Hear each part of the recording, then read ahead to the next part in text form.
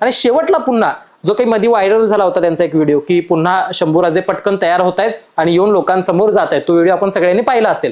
मग तो व्हिडिओ का दाखवला तर ज्या वेळेला प्रेक्षक घरी जातोय त्यावेळेला सुद्धा त्यांच्या डोळ्यासमोर आमचा राजा हा त्याच रूपात असावा, ना की कुठल्याही पद्धतीने हात कापलेला किंवा डोळे काढलेला असा आमचा राजा ते घेऊन घरापर्यंत जाऊ नयेत, याच्यासाठी तो आमचा प्रयत्न होता की त्या नाटकामध्ये सुद्धा आम्ही नाटक संपल्यानंतर ती छत्रपती शंभूराजेंची खरीखुरी जी ओरिजिनल प्रतिमा आहे ती लोकांना दाखवण्याचा प्रयत्न करतोय.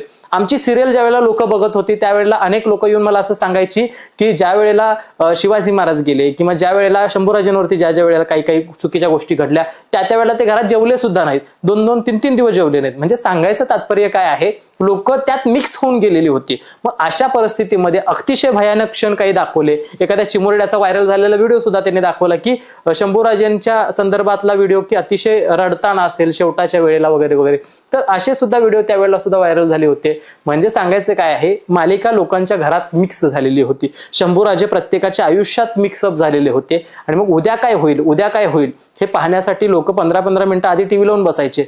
अर्थात त्यावेळेला लोकांच्या भावना दुखू नयेत, कोणाला त्याचा चुकीचा परिणाम होऊ नये याच्यासाठी आम्हाला काही मर्यादा ठेवाव्या लागल्या. त्या मर्यादेमध्ये खरा इतिहास पोहोचवण्याचा आम्ही प्रयत्न केलेला आहे. कुठलंही राजकीय दडपण नव्हतं वगैरे.